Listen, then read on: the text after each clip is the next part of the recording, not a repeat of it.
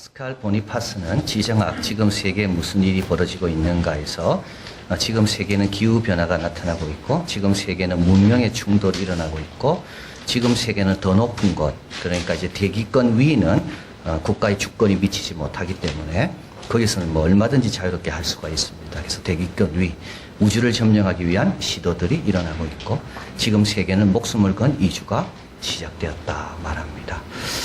여러분, 정말 세계는 이런 일만 일어나고 있을까요? 요한계시록에는 당시 사람들의 눈에는 로마가 문명국이고 그의 통치가 영원할 것 같았습니다. 그러나 실제로 심판이 준비되어 있고 큰 성 바벨론이 멸망할 것을 알려줍니다.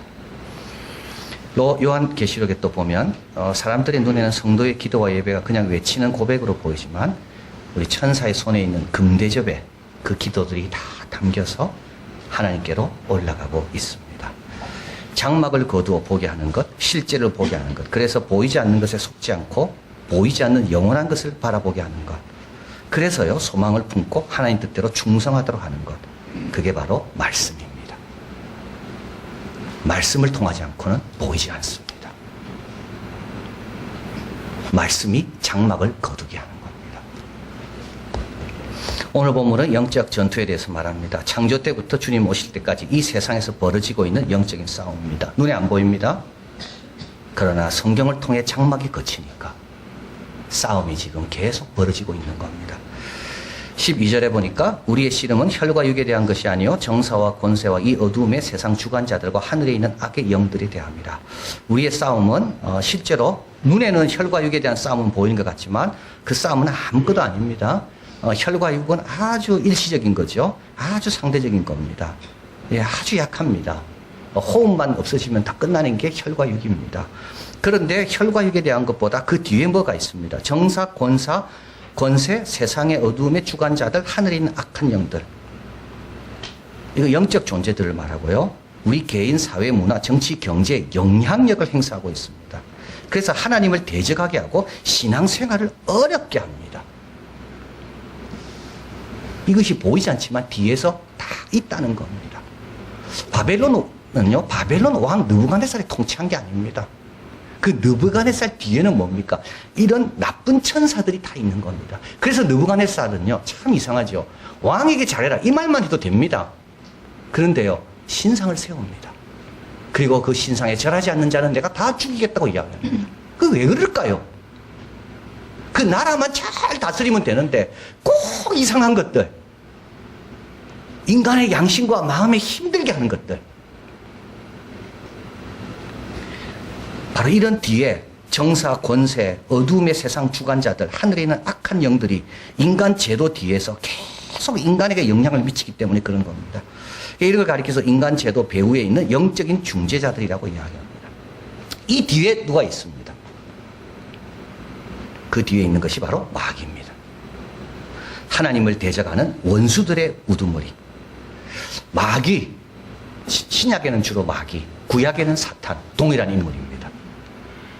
그래서 예수님께서 마귀에게 시험을 받으시거든요. 그러다가 예수님께서 나중에 사탄아 물러가라 이렇게 이야기하십니다. 사탄은 히브리어입니다. 구약 언어입니다. 마귀는 헬라어입니다. 동일한 고소하는 자를 헬라 표현은 마귀로 표현했고 번역을요. 그리고 구약은 사탄으로 번역을 했습니다. 자, 그래서 요한계시록 12장 9절에 한번 보면요. 큰 용이 내어 쫓깁니다. 곧 옛 뱀입니다. 아담과 이브 그때부터 강경하게 들어와서 하여튼 인간에 향한 하나님의 축복을 누리지 못하도록 빼앗는 이 옛 뱀입니다. 곧 마귀라고도 하고 사단이라고 하는, 똑같죠. 마귀와 사단 같은 존재입니다. 마귀는 피조된 천사였는데 자기 위치를 이탈하고 이로 인해 하나님부터 징계를 받았습니다. 그래서 그는 하나님을 대적하는 궁극적인 원인자가 되었습니다. 그의 유일한 야심은 딱 요 하나입니다. 그가 원하는 건 딱 하나입니다. 우리를 향한 하나님의 뜻을 좌절시키는 겁니다. 우리를 향한 하나님의 뜻은 너무 좋은 거거든요. 그것을 좌절시키는 것이 마귀가 원하는 겁니다. 마귀는 딴 걸 원하지 않습니다. 마귀는 하나님의 뜻이 우리에게 이루어지지 못하도록, 하나님의 축복과 하나님이 약속한 모든 좋은 것이 우리에게 이루어지지 못하도록. 그러면 어떻게 됩니까? 하나님이 제일 힘들어 하시겠죠. 그게 마귀가 원수가 간 길인 겁니다.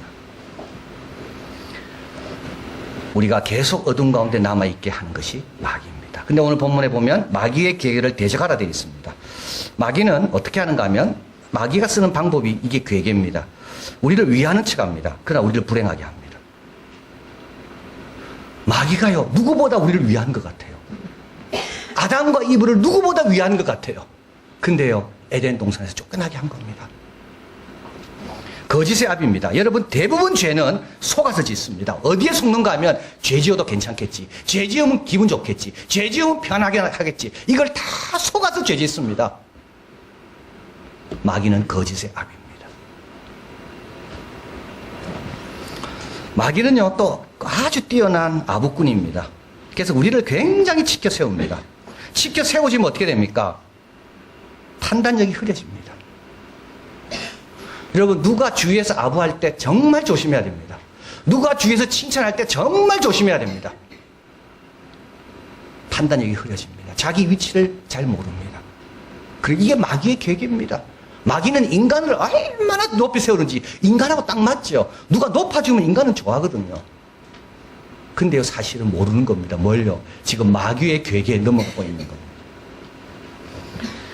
마귀는 우리가 사랑하는 자를 통해 유혹합니다. 아담은 이브를 통해 넘어졌지. 아담이 내 뼈 중에 뼈요, 살 중에 살이라고 말한 그 이브 때문에 넘어진 겁니다. 여러분, 원수한테 속은 게 아닙니다. 우리 예수님도 그 사랑하는 베드로가 예수님 앞에 십자가 지지 않도록 이야기하잖아요. 이게 마귀의 계계입니다. 특별히 마귀는요, 하나님 말씀에 의문을 갖게 합니다.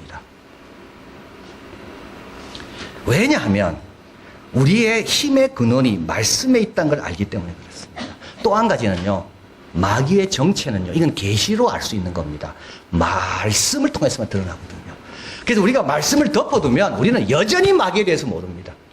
그래서 마귀는요, 학자들의 입술을 통하여, 무신론자들의 지혜를 통하여 말씀은 다 조작된 것이고, 말씀은 쓸데없는 것이고, 옛날 것이고, 그래서요, 말씀을 덮어두는 겁니다. 그러면요, 힘의 근원을 우리가 놓치고 있는 거죠. 마귀는요, 얼마나 여러분 이간질 잘하는지 모릅니다.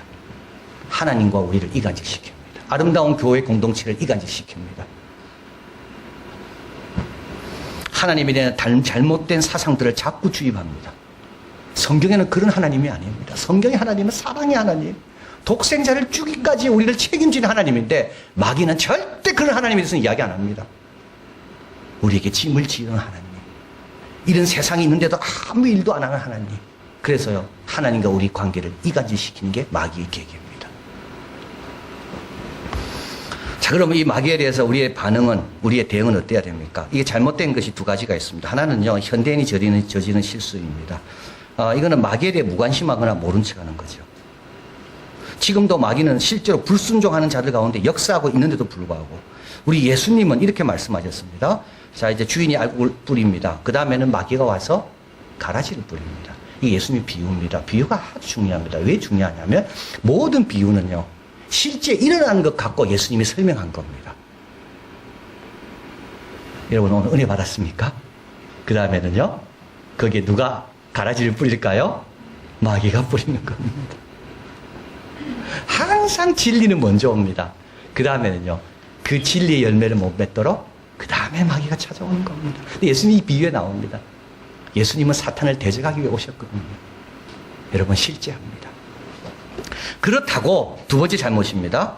모든 것이 마귀의 것으로 여겨서는 안 됩니다. 이건 평강을 뺏기고 공포심에 빠지는 겁니다. 이건 초대계 은둔자들이나 수도승들의 실수입니다. 이런 하루 24시간 마귀와 싸우면서 보내는 거예요. 이것도 잘못된 거예요.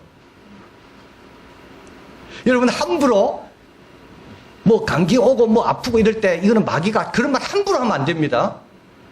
건강관리 잘못해서 온 거고, 때로는 주님이 싫어하고 온 거고, 함부로 마귀란 말을 아무데나 갖다 붙이면 안 됩니다. 우리 주님의 그 권세와 능력과 보호의 능력은 마귀보다 훨씬 강하거든요. 우리 자는 밤에도 편하게 잘 수 있는 것은 마귀가 우리를 못 건드리기 때문에 그런 겁니다. 너무 마귀 해도 또 안 되는 겁니다. 자, 그러면 건강한 마귀에 대한 바른 자세는 뭡니까? 오늘 본문 말씀입니다. 영적인 싸움이 있음을 알고 깨어 있으라는 거죠. 하나님 더 의지하고 하나님 더 사랑하고 하나님 기뻐하는 삶을 살면 되는 겁니다. 자, 경쟁자가 있습니다. 그 경쟁자 때문에요, 내가 깨어 있는 거죠. 그 경쟁자 때문에 더 열심히 합니다. 그래서 나는 경쟁자를 이기는 게 목적이 아닙니다. 원래 내 기량대로 온전히 발휘하는 게 목적인 겁니다. 바로 그것처럼 하나님께서 마귀를 남겨두신 이유는 거기에 있습니다. 잠자지 말라고, 깨어 있으라고.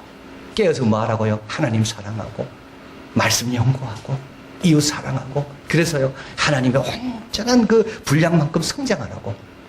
이게 하나님께서 마귀에 대한 우리의 바른 자세요, 하나님께서 마귀를 남겨두신 이유입니다.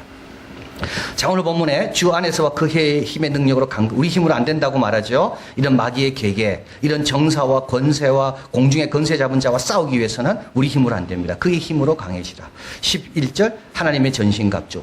전신갑주를 입을 때 하나님의 것입니다. 하나님의 전신갑주를 취해라.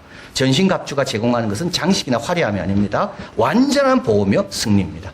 하나님께서 우리에게 주시는 이유는 두 가지입니다. 우리를 보호하기 위해서, 또 하나는 승리하게 하기 위해서.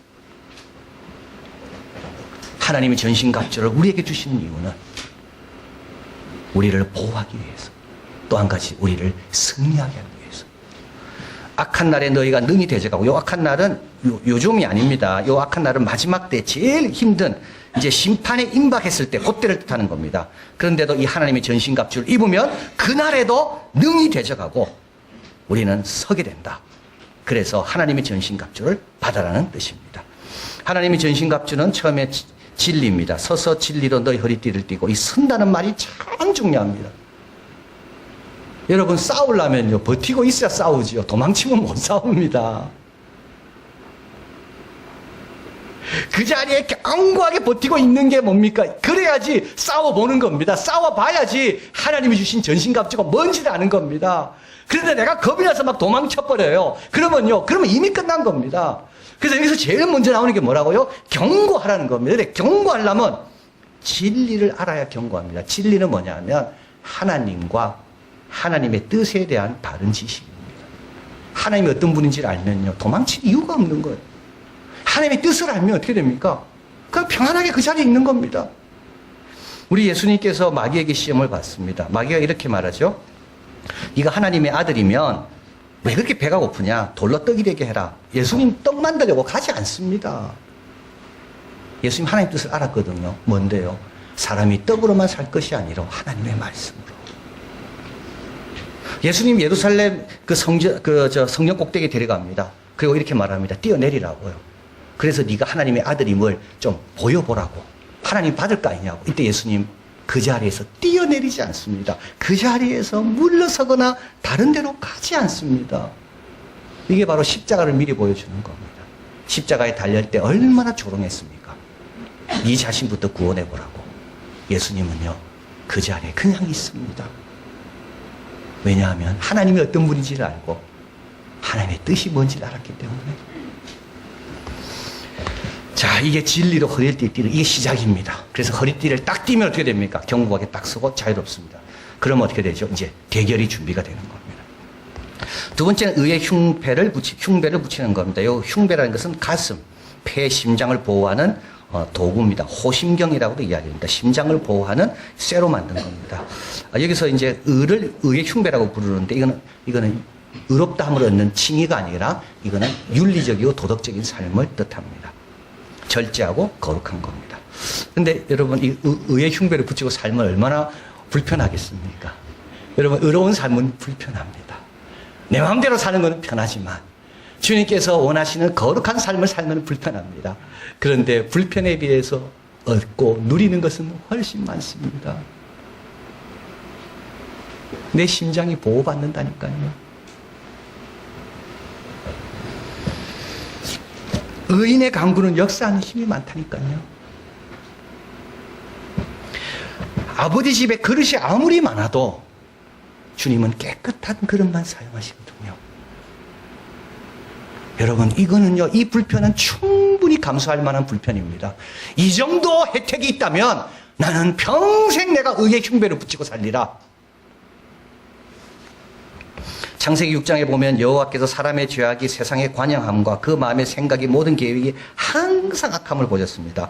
그런데 그 바로 뒷절에 가보니까 노아가 나옵니다. 읽어봅니다. 노아의 사적은 이러하니라. 노아는 의인이요 당세의 완전한 자라. 그가 하나님과 동행하였으며. 여러분, 그래서 노아 가족이 복 받은 겁니다. 여러분 가족을 복 주고 싶습니까? 그러면요, 의롭게 사셔야 됩니다. 노아의 세 아들과 자부가 다 구원 얻은 거는요, 다른 사람은 다 악하게 살아도 노아는 하나님과 동행하는 의로운 삶을 살았거든요. 그래서 노아에게 방주를 맡기시고 그 노아 때문에 세 아들과 자부들도 다 구원 얻은 겁니다. 그리고 세 번째, 평안의 복음에 예배한 것으로 신을 신으라 그럽니다. 여러분, 신은 오랜 행군을 위해 반드시 필요한 도구입니다. 이스라엘 백성이 40년 동안 하나님 인도를 받으며 가나안 땅까지 갈 수 있었던 것은 하나는 만나가 내렸기 때문이고 또 하나는 그 발이 부르지 않아서 그렇습니다. 여러분, 만나를 먹어도 발이 부르면 못 나가는 거죠. 여기서 복음은 신이라고 말합니다. 계속 다니게 하는 게 복음입니다. 근데 왜 그러냐 하면 복음에는 평안의 길이 있거든요. 복음에는 하나님과 화해하고 새로운 피조물이 되어 진정한 행복을 누리는 그 길이 복음에 있기 때문에 그런 겁니다. 우리는 이 복음을 확신할 때, 즉 그 신을 신을 때 어디든지 누구에게든지 갈 수가 있습니다. 이블린 언더힐은 말합니다. 오늘날 현대과학이 우리 삶의 표면에 지대한 변화를 가져온 건 사실입니다. 맞습니다. 우리의 삶이 많이 바뀌었습니다. 그러나 삶의 핵심은 미미한 변화를 겪었습니다. 진짜 여러분, 핵심은 하나도 안 바뀌었습니다.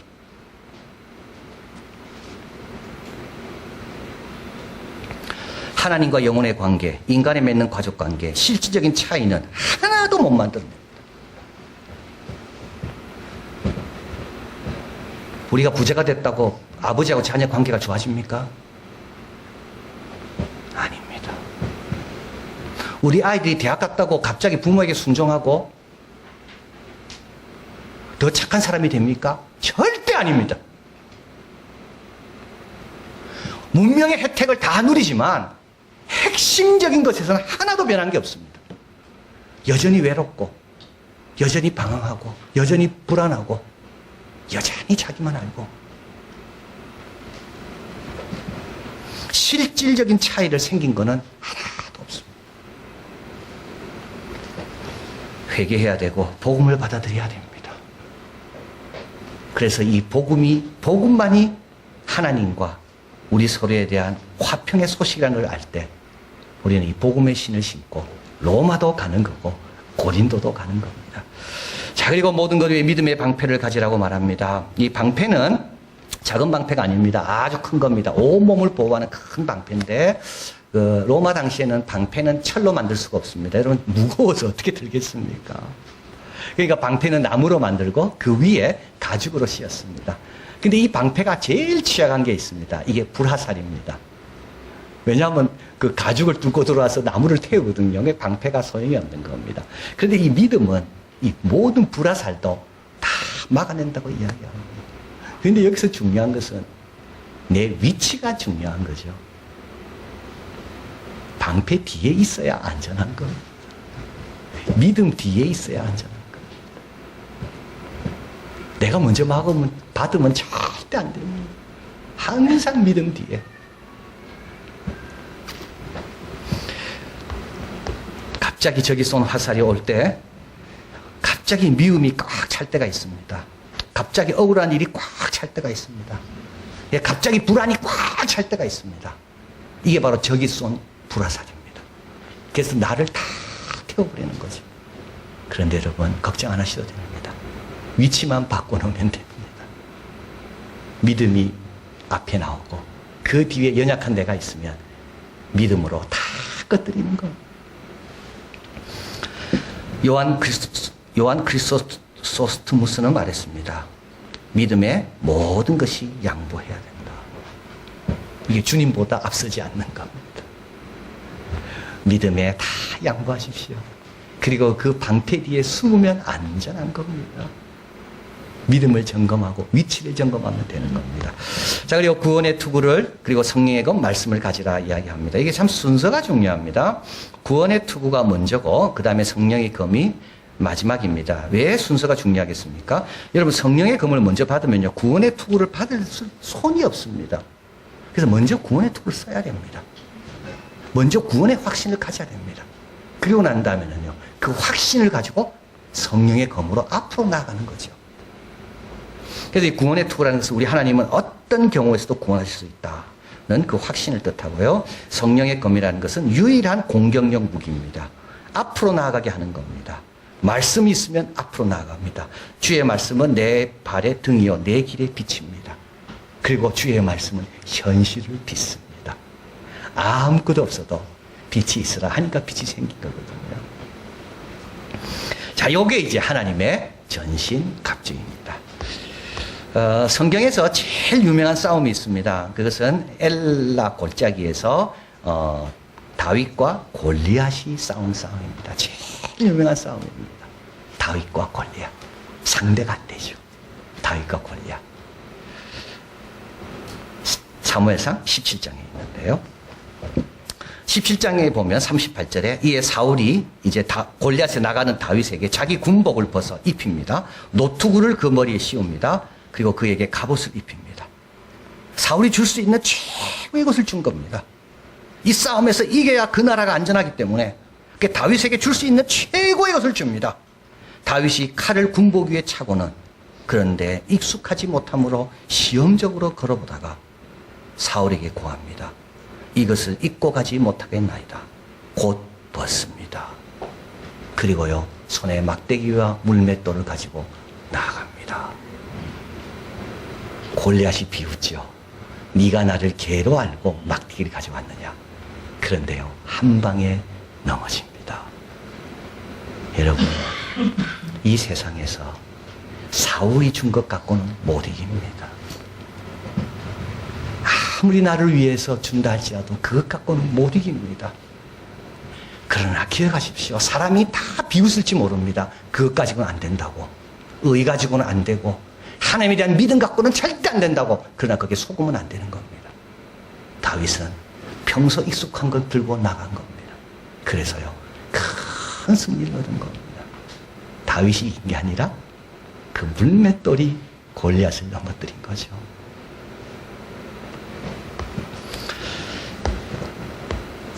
하나님이 주신 전신갑옷, 하나님에 대한 진리, 의로운 삶, 모든 것을 앞에 두는 믿음, 복음과 구원의 확신, 그리고 하나님 말씀, 이것으로 무장하여 영적인 싸움에서 승리하고 하나님이 계획하신 복을 누리며 나누는 자들이 다 되기를 바랍니다.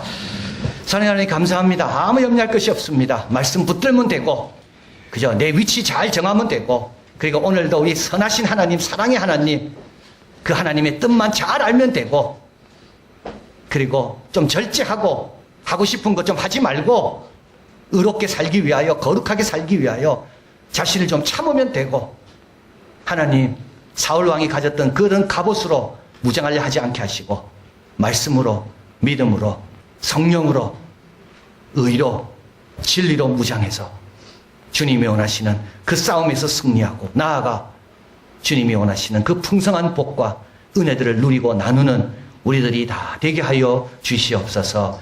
예수 그리스도 이름으로 기도하옵나이다. 아멘.